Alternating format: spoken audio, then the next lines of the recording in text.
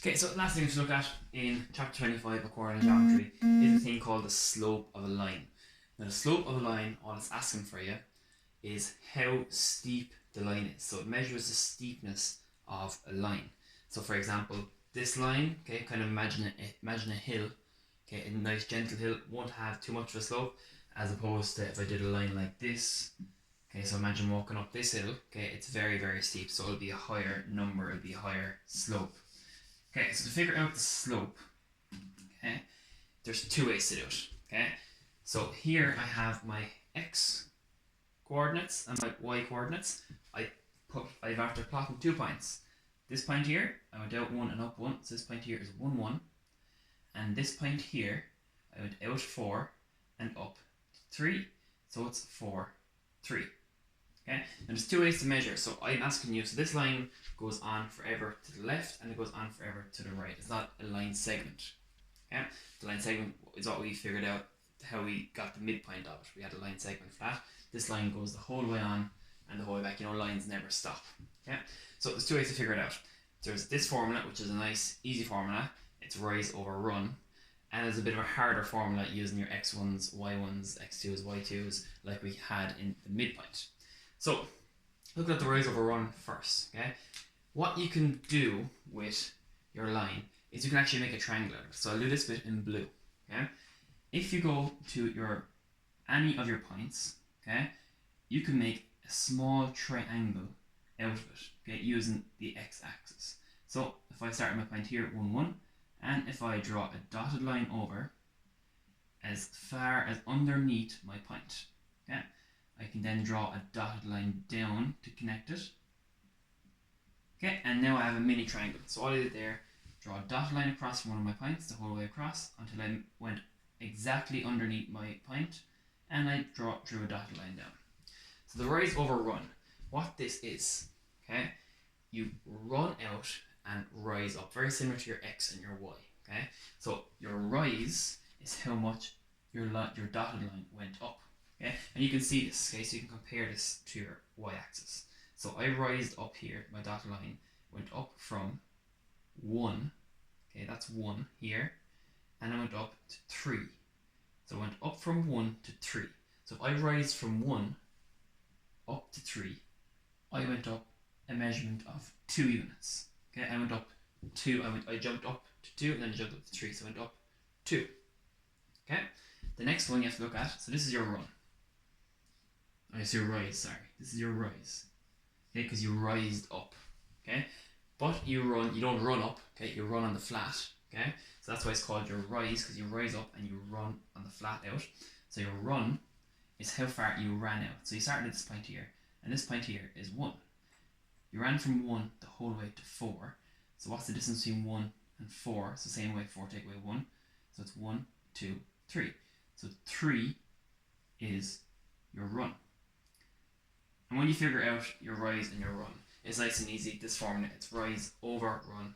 So your rise is 2. Your run is 3.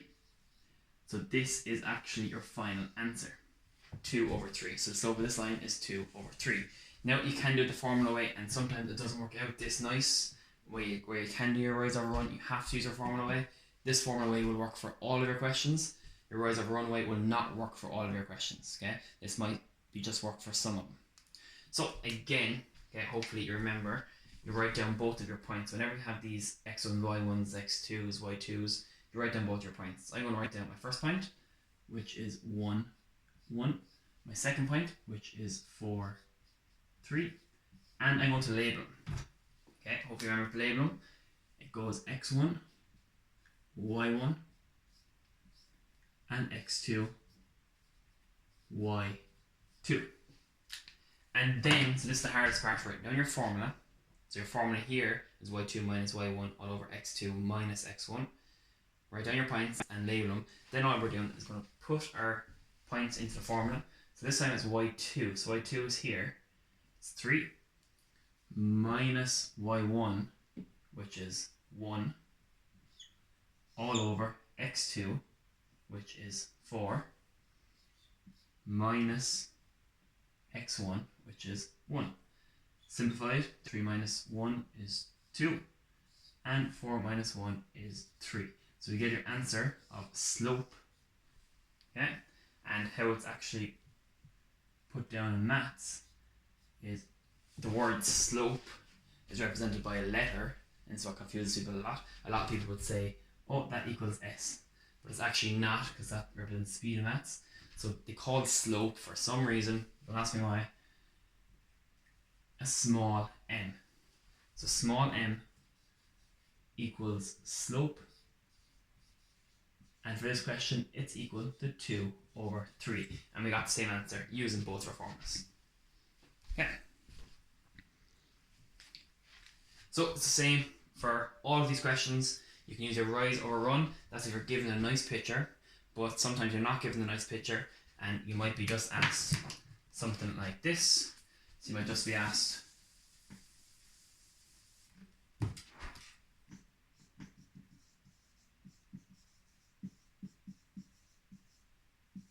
find the slope of, and you might say the points 1, 1 and 4, 3.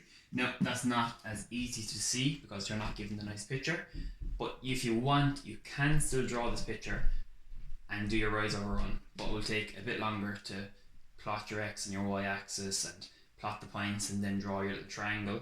So here, if you're getting a question like this, it might be easier to just write out your formula, write out your points, label your points, and input your points. Okay, if you're given the picture, it might be nice and easy to see the rise and over run, but I would always use this one.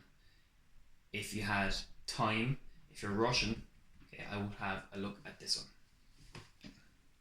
Now, these questions, again, okay, you can do a few of these questions, and these are on page 418, and if you can do, I'd have a look at, they're between questions 1 and 8.